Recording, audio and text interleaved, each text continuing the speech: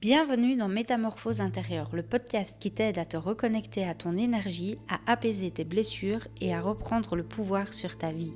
Je suis Kat, maître praticien Reiki et coach en estime de soi. Je suis ravie de t'accueillir dans ces épisodes. Hello tout le monde, bienvenue dans l'épisode de cette nouvelle semaine. J'espère vous trouver en forme et que vous êtes bien.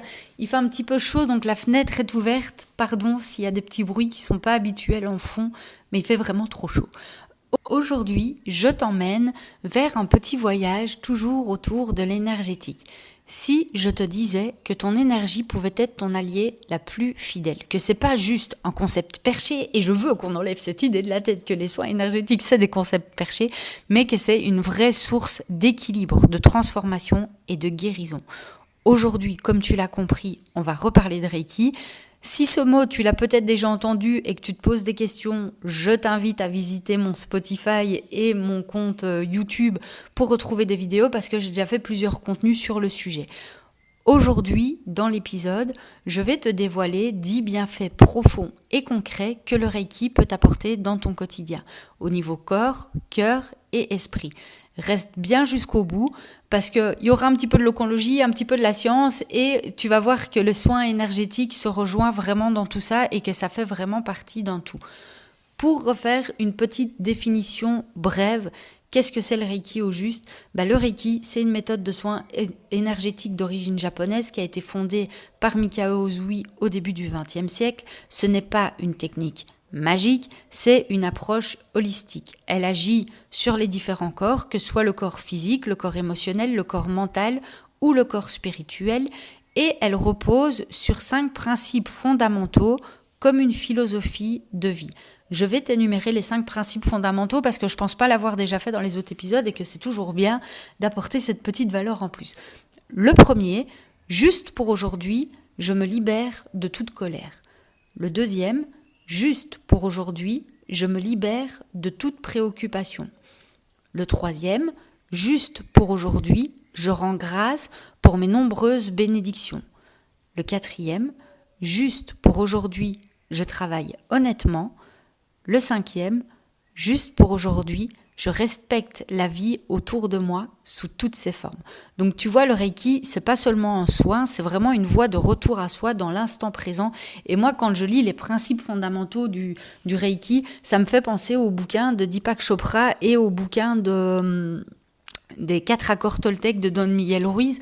Donc tu vois qu'il y a beaucoup de choses qui se rejoignent. Mais, donc, petite invitation, si tu veux lire les livres, n'hésite surtout pas, si tu as des questions, envoie-moi un message et je te répondrai pour te donner les liens ou je les mettrai même directement sous cet épisode. Pour parler des 10 bienfaits du Reiki dans le quotidien, il y a des sources qui viennent vraiment d'études qui ont été faites et puis il y a surtout ce que moi je constate au niveau des soins que je fais et sur moi-même et sur ma famille et sur mes receveuses. Donc voilà, pour ce qui est des choses où il y a des études, c'est des faits que je sais, mais je vais quand même te donner la référence des études si tu as envie d'aller fouiller plus en profondeur par rapport à ça. Et s'il n'y a pas de référence, c'est que vraiment c'est ce que moi j'expérimente au niveau des soins avec mes receveuses. Le premier, et on commence en force parce que lui, il a été démontré par une étude scientifique, le Journal of Holistic Nursing en 2019. Ça a été démontré que le Reiki apaise le système nerveux, qu'il induit un état profond de relaxation, il y a moins de stress, moins d'angoisse, qu'il calme clairement le système nerveux parasympathique en favorisant le sommeil et la détente. Le deuxième, c'est la libération émotionnelle. Les soins énergétiques aident à faire circuler les émotions qui sont cristallisées parce que souvent on ne sait pas d'où elles viennent nos émotions, que ce soit la tristesse, la colère, les angoisses. Il y a beaucoup de choses sur lesquelles on n'arrive pas à définir d'où viennent nos émotions et le Reiki va venir aider à débloquer ces nœuds énergétiques. Le troisième point, c'est la clarification mentale. Une fois que l'énergie circule, parce que comme je te l'ai déjà expliqué, quand on fait du Reiki, on implémente une énergie nouvelle et on remercie le corps de se délester de ce qui n'a plus sa place. Donc une fois que cette énergie vitale recircule, tu gagnes beaucoup plus en clarté, tu gagnes beaucoup plus en concentration, en discernement. C'est comme si tu fais un nettoyage d'une vitre sale en fait. Tu vois, quand ton carreau il est sale, tu vois pas bien, t'es brouillé, t'es dans le flou, et une fois que tu nettoies ta vitre, bah, tu vois beaucoup mieux la vie, les couleurs et tout ce qui se passe. Bah, quand tu fais un soin énergétique, c'est pareil. Tu vois mieux ta vie, tu vois mieux tes choix et tu vois mieux tes limites. Le 4e point, c'est que c'est un soulagement des douleurs chroniques. Tout ce qui est céphalée, maux de dos, douleurs inexpliquées. Quand tu travailles sur le corps subtil avec le Reiki, tu réduis l'intensité de certaines douleurs physiques. Ce qui ne s'exprime pas s'imprime.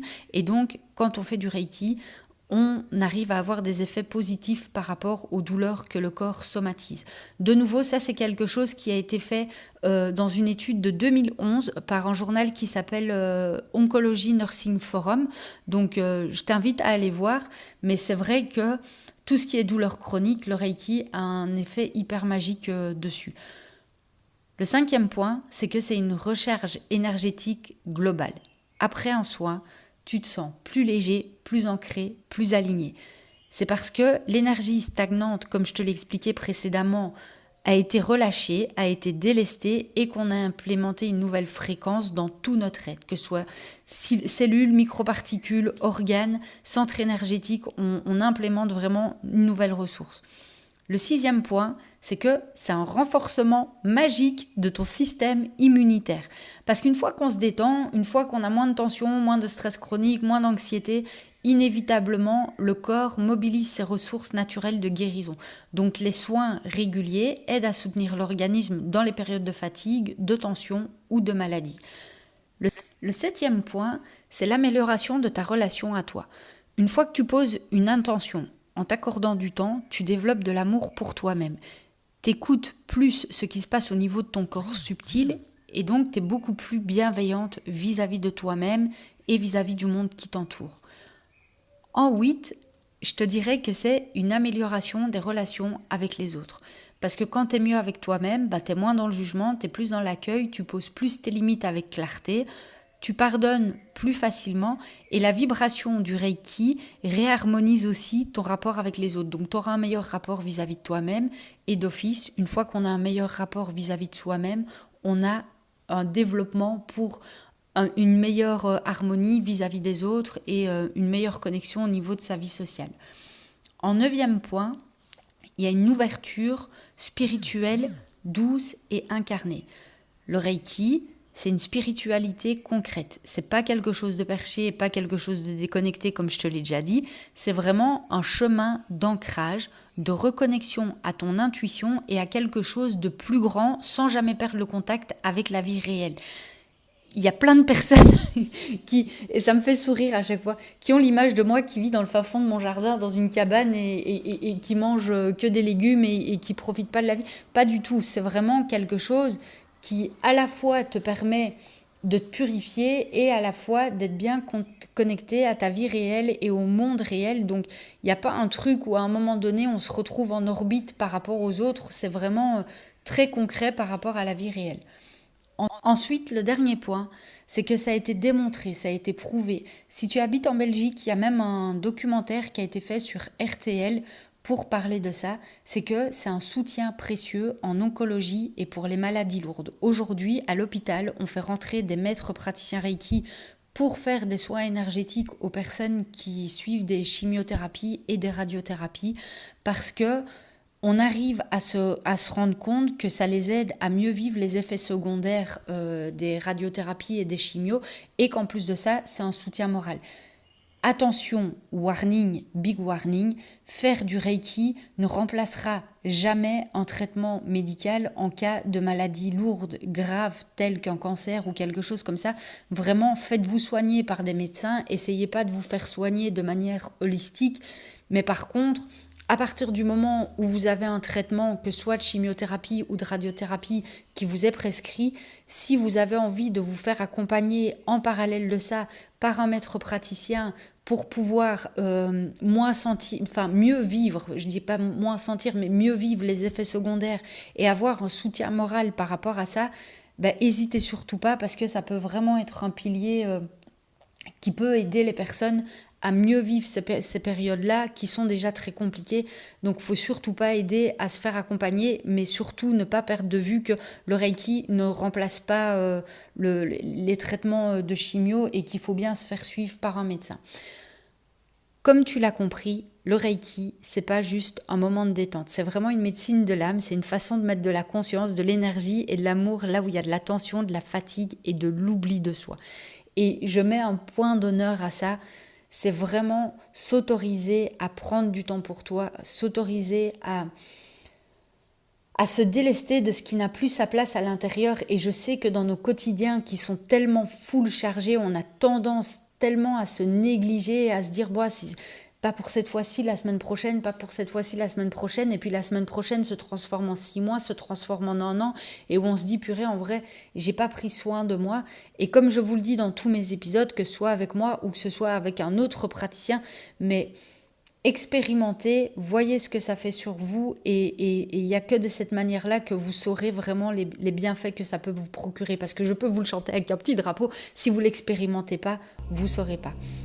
Donc, si tu veux aller plus loin dans cette démarche, sache que tu peux me contacter pour faire des soins énergétiques et que, en parallèle de ça, j'ai un accompagnement qui est profond, structuré, que je t'invite à découvrir, qui s'appelle Métamorphose intérieure. Donc c'est vraiment un espace pour se retrouver, s'aimer, oser, guérir, avec des soins énergétiques, avec du coaching, avec du soutien et toute la puissance du Reiki à ton service, parce qu'on fait des soins en individuel et en collectif sur cette plateforme. Et là, il y a déjà pas mal de personnes qui sont sur la plateforme et c'est vraiment un bonheur de pouvoir accompagner ces femmes et de voir leur transformation à mesure du chemin. Donc si tu as des questions, n'hésite pas à venir me voir et comme d'habitude, on n'hésite pas à partager l'épisode aux personnes qui auraient besoin d'entendre ce que je viens de partager avec vous. C'était vraiment un plaisir pour moi d'enregistrer cet épisode. J'espère que le bruit ambiant ne vous a pas trop dérangé. Je vous souhaite une bonne semaine et je vous dis à la semaine prochaine. Bisous bisous.